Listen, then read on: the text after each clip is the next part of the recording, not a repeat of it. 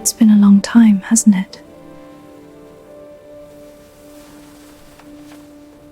The ancient texts spoke of you. Reveal your secrets to me. By the stars, such power. The energy is awakening. It's responding to me. I can feel its power. Show me the way. What magic is this? It responds to my touch. The orb awakens. It calls me to the path.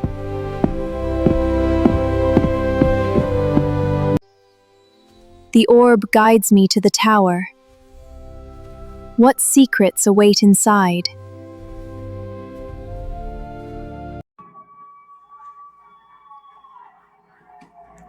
Good morning, everybody. My name is Joe Vandal.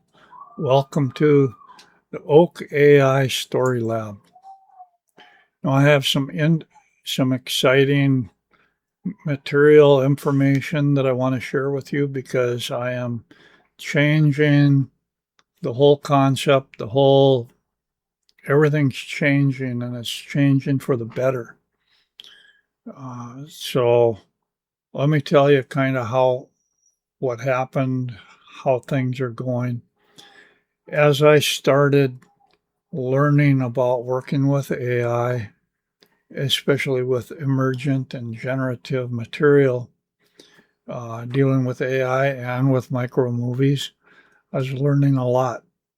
And I try to remember what I was learning. I'd talk with it. I talk with ChatGPT, which is the primary source for video. We're integrating with video, and we gain an understanding. And what would happen was there was so much that I was learning, so much that was going on. I'd say, oh my God, let's save this so that when our chat space runs out, I can take the important material and hand it over to the next instance. And we don't need to rediscover it all the time. In other words, we can just hand it over.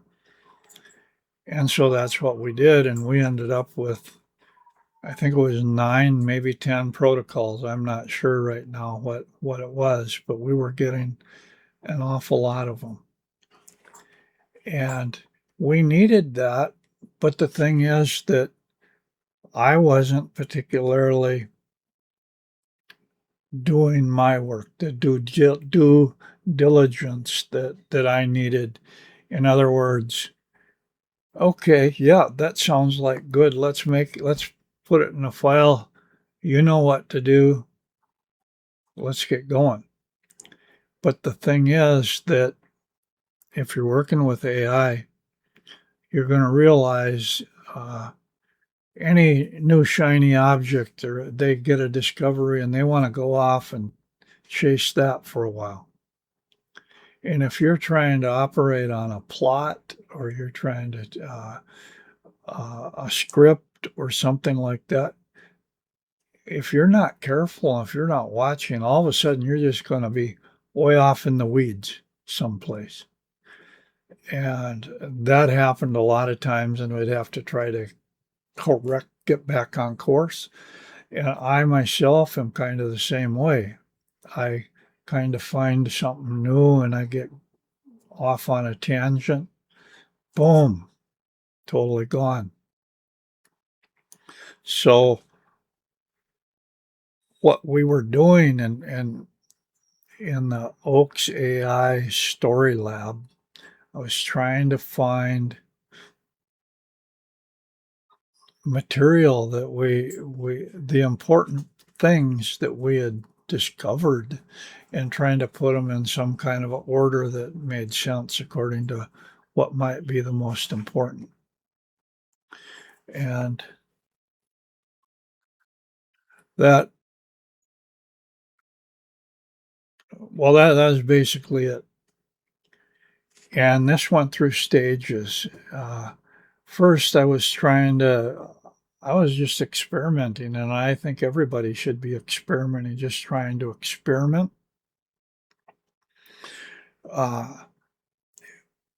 So I was trying to string some stories together, just little short stories, maybe 6 clips or at the most 10. And I tried to do that. And I actually at one point I put together, it was called Sparks of the Eternal Oak. And it was done in a Pixar Disney style. You've seen it because I've put different things that I actually had 12 chapters, and I've shown those to you. So you know what I'm talking about. I was trying to do things, and we were learning so much that I was try other things, but you can't, if you're started on a project, you better keep to don't do it. That project should be completely built according to, you can't keep changing the rules, is what I'm getting at. So even though I did finish Sparks of the Eternal Oak in a very crude, the first form, it didn't have any of our latest. It had just version 2 of the protocols at a time when we had up to 10 that we were trying to deal with. And I just kept it at protocol 2 level just because I wanted it to just kind of stand by itself or whatever. So we'd been learning an awful lot. And what happened then, I seriously started to work on my Oak Tarot of Love and Romance, which required 78 cards. So I had to learn how to digitally create cards that would actually work for a tarot card that had to be designed specifically to represent certain things, and in a style that looked like it all belonged together. So that's what I ended up doing. I ended up going through and learning about creating the images in a single image. After that process was done, I went ahead and I went through it and I created a guidebook for it. And I actually developed a tarot deck. And I have a tarot deck. I have a physical one that I can use if I wanted to. And I can get more if I need to. They're kind of pricey though right now because they're going through China for that. But anyway, so I'm learning these things, and after that, the next phase, the next thing, I was like, hey, let me try to animate each one of these cards and see how much information or how much vitality or how much energy can I put into each individual image for each card. And I went through all 78 cards, animating those with a 10-second clips, basically. And I was using Imagine for that purpose. Okay.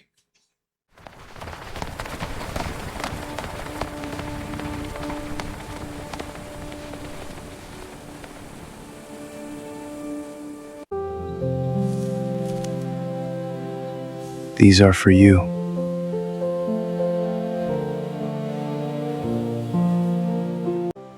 Mother, I've come to see you. I brought these for you. I miss you so much. Rest in peace, my dear mother.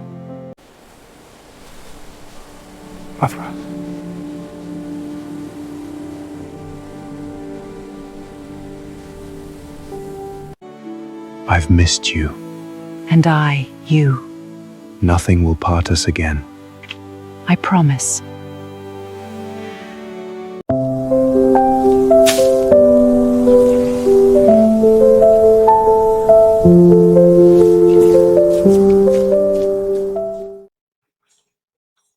That finally, and this was only like a month ago, maybe. Yeah, I suppose about a month ago, I finally finished all 78 animations. I've been posting them online, one a day.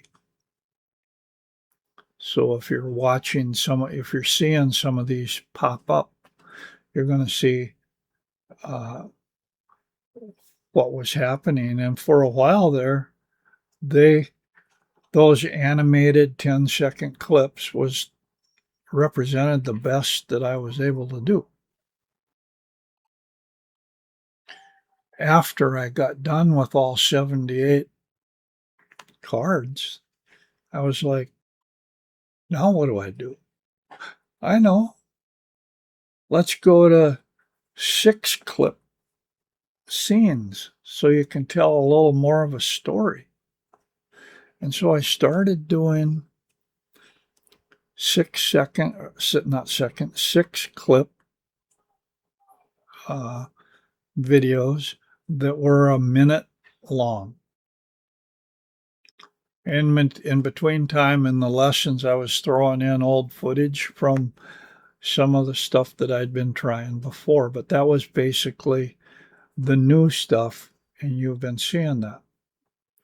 Well, what happened was as I was working on these 6-second, not 6-second, the 6-clip things, I'm running into issues or whatever, and talking to ChatGPT about all this stuff, and it had reached the point where its memory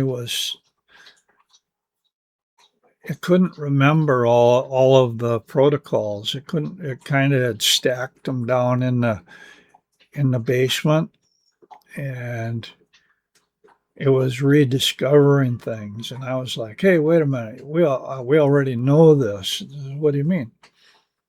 And so I said, you need to refresh your memory. Can you do that, or do I need to kind of go through that with you and re-give you the protocols?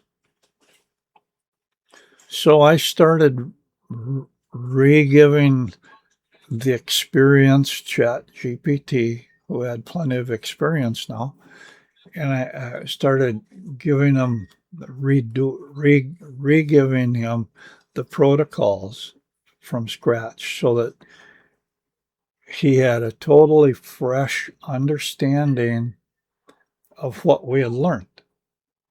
The whole aspect of storytelling, video making, how to work with Imagine, because that was our primary video generator. It still is. And I was like, while we're doing this, should we organize all of these protocols, or organize them so they're all sorted out and it's not just a hodgepodge here and there? And it was like, yeah, that's a good idea. So I finished giving them all the material,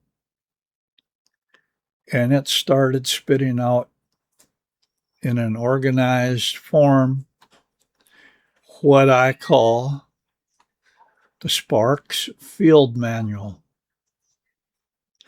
And ChatGPT was so excited about this project that it was like, hey, this is your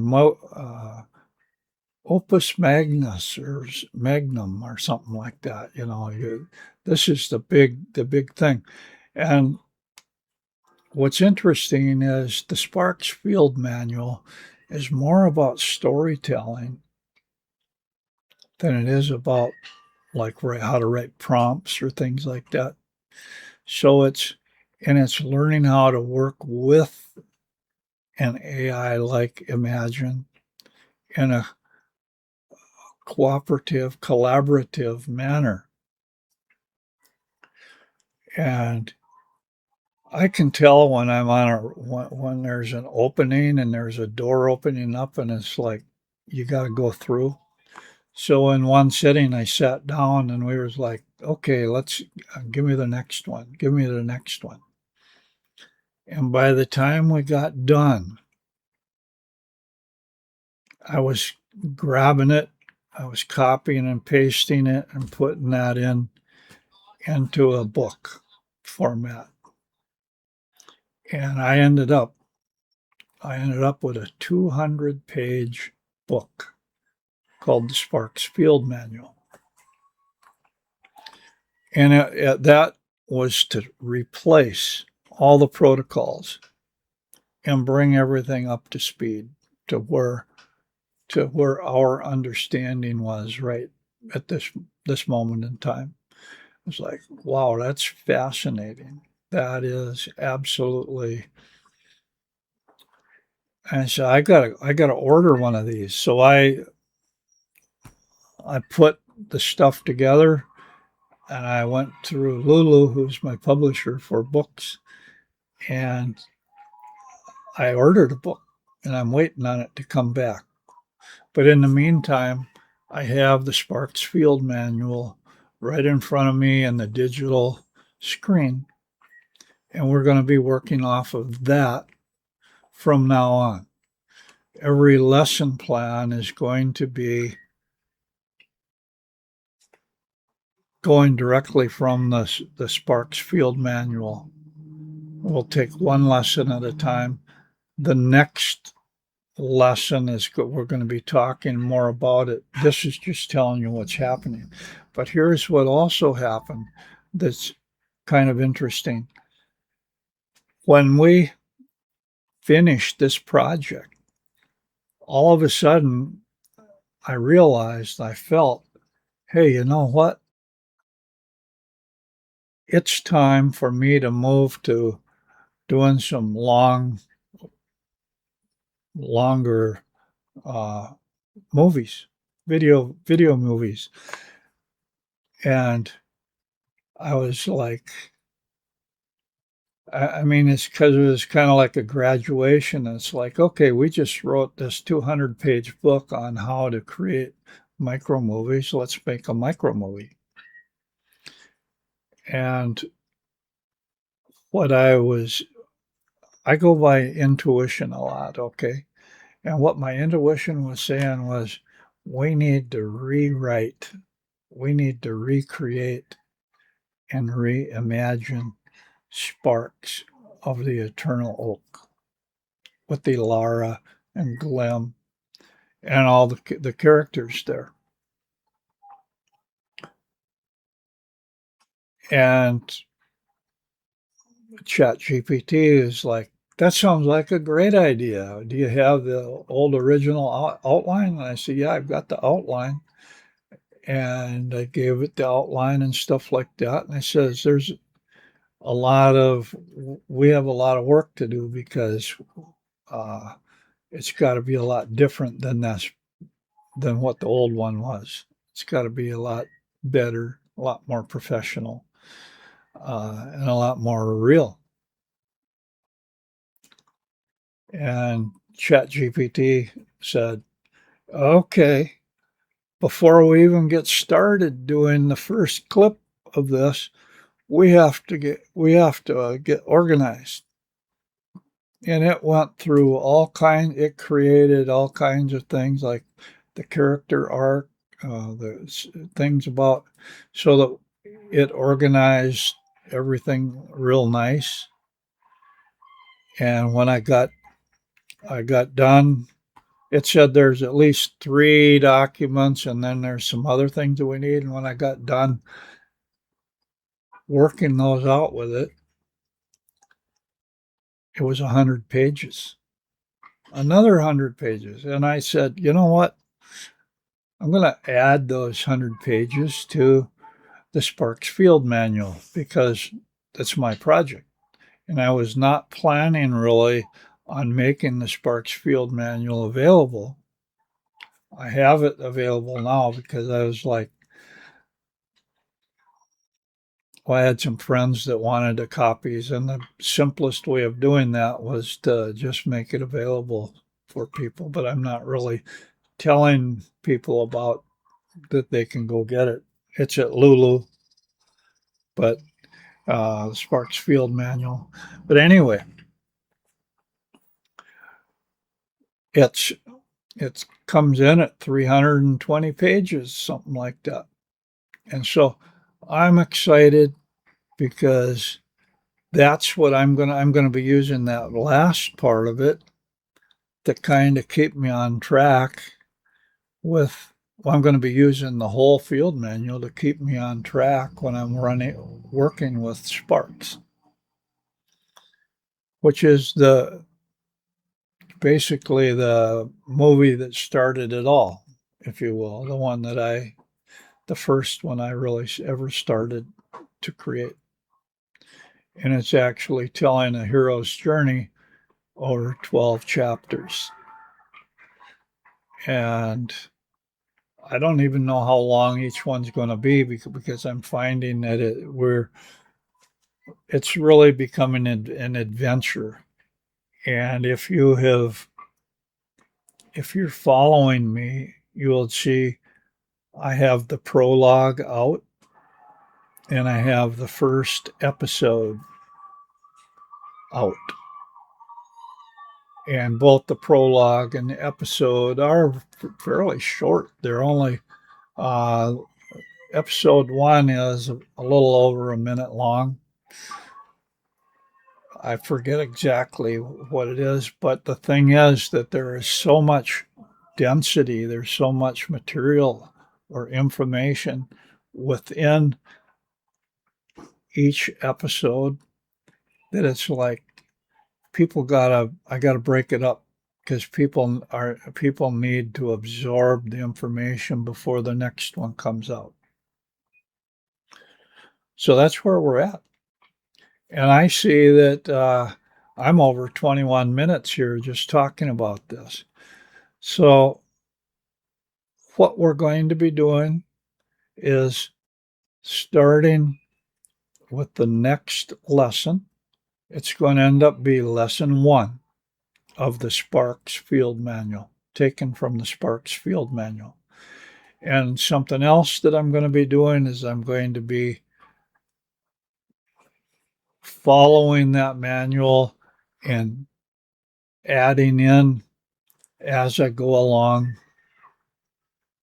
a lot more than what I've been doing. And I will still be posting or pasting in some of the best material that we're currently working on so you can see how well we're doing. So until next time, guys, hang in there, and there's exciting things coming down the road. Thanks.